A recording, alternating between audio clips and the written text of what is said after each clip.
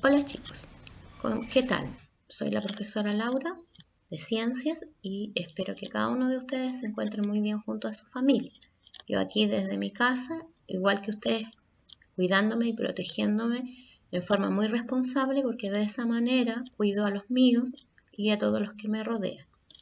Bueno, este video tiene la finalidad, ¿cierto?, de hacerles llegar a ustedes de la mejor manera posible los contenidos que corresponden a la primera unidad. Si bien es cierto, lo hemos estado trabajando en guías, ahora mediante un Power, ¿cierto? Yo les voy a explicar algunos de esos contenidos que ya hemos revisado, que ustedes han trabajado, y además lo que van a hacer en las guías que corresponden a la semana siguiente, ¿ya? Por lo tanto, los invito a que podamos revisar estos contenidos. Cualquier duda, ustedes me lo hacen saber mediante el correo.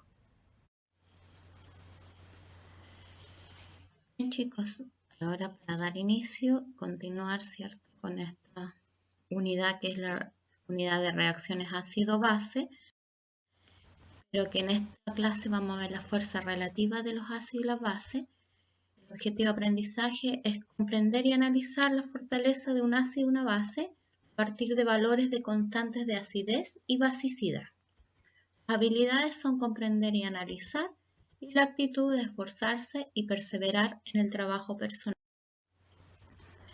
Vamos a recordar algunos conceptos que han revisado en las guías anteriores para poder llegar después a lo que ustedes tienen que resolver en este caso.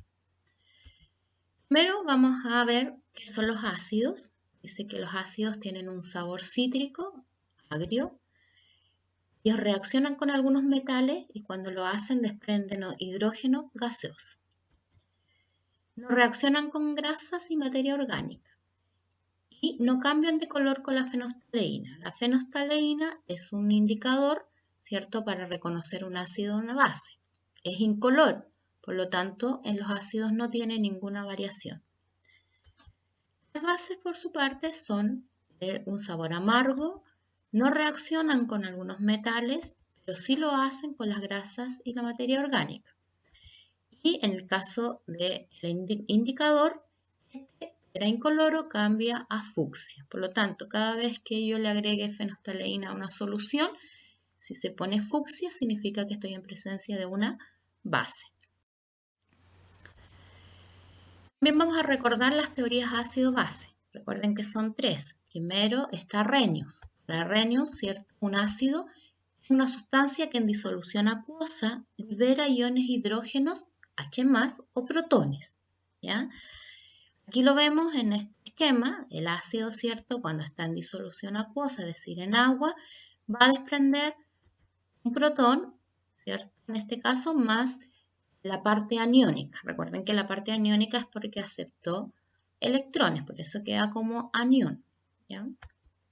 La base son sustancias que en disolución acuosa se disocian, liberando iones hidroxilo, es decir, OH-. Aquí tenemos el esquema, dice que la base, cuando está en disolución acuosa, va a liberar el grupo hidroxilo, ¿ya?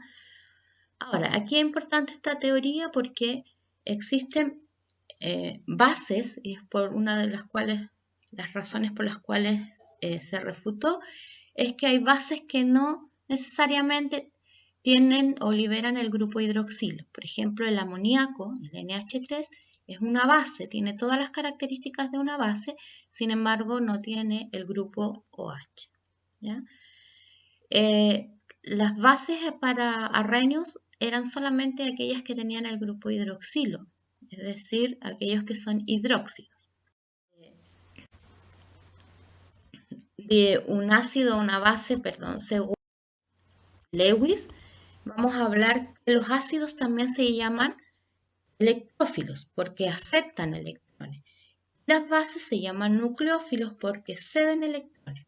Ahora, en el caso, por ejemplo, de Lewis, los ácidos no siempre coinciden con las de Bronsted. Sin embargo, los ácidos para Bronsted y Lowry siempre van a coincidir con los de Lewis, pero no así al revés, ¿ya?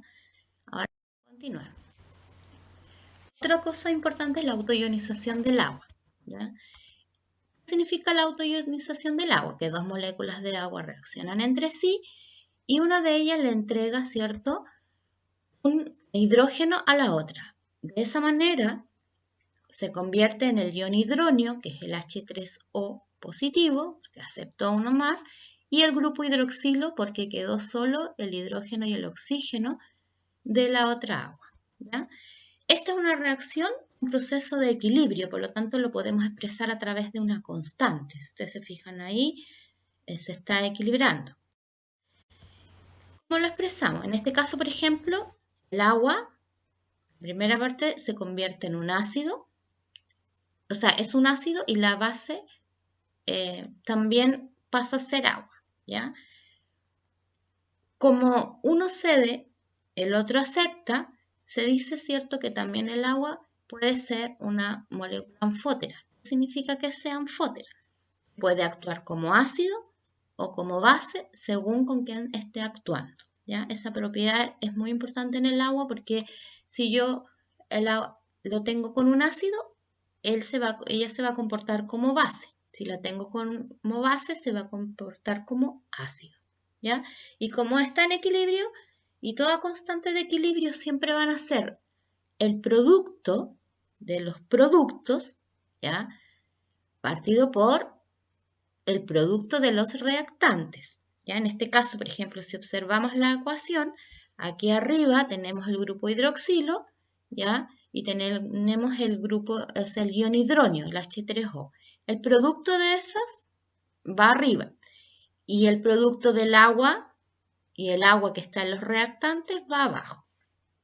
Ahora, si esta reacción tuviese algún factor estequiométrico o coeficiente estequiométrico, por ejemplo, si en el caso del ion H3O tuviera un 3 delante, ese 3 se tiene que poner como exponente, ¿ya? También aquí se considera, ¿cierto?, que el agua es constante, porque el agua se disocia muy poco, por lo tanto, su concentración se mantiene constante. Y de aquí, de esta ecuación, de esta constante de la ionización del agua, sale la constante del agua. Y la constante del agua, que es KW, water, ¿cierto?, es el producto del ion hidronio, ¿cierto?, y del grupo hidroxilo, ¿ya? Ahora, esto se llama el producto iónico del agua y tiene un valor, que es una constante, que es 1 por 10 elevado a menos 14, ¿ya?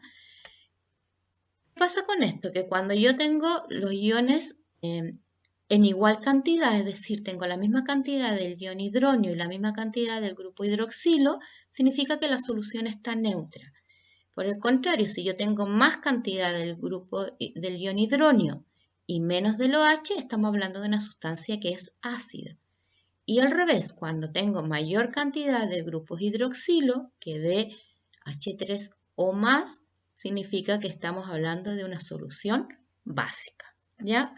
Entonces de aquí, de la relación del grupo hidroxilo con el ion hidronio, podemos determinar si la sustancia es ácida o es básica. La escala de pH. La escala de pH es la medida de la concentración de los protones o de los iones hidrógeno presente en una disolución. Cuando se le aplica el logaritmo negativo a esta concentración de iones hidrógeno, se obtiene la escala de pH. Y esta escala va del 0, ¿cierto?, hasta 6,9, que es ácido, son sustancias ácidas.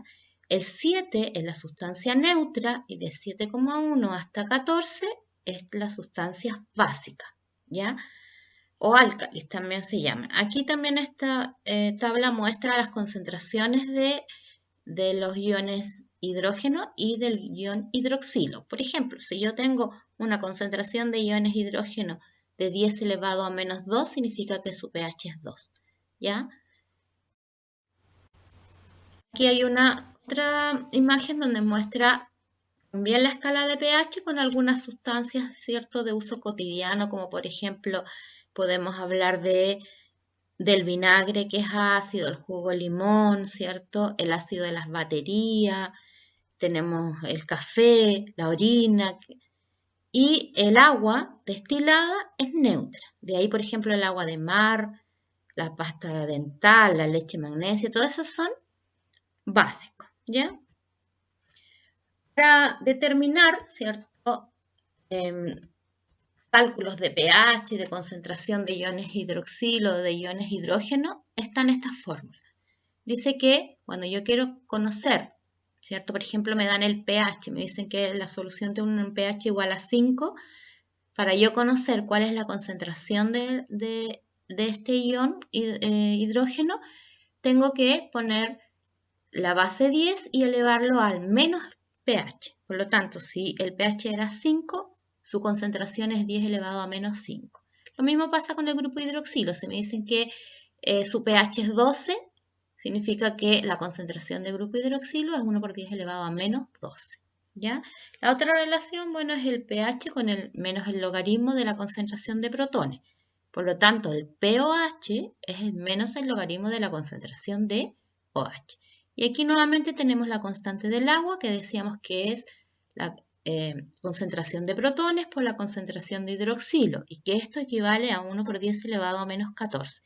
Por lo tanto, podemos decir, ¿cierto?, que la concentración de protones es 1 por 10 elevado a menos 7, la de OH también, cuando la solución está neutra.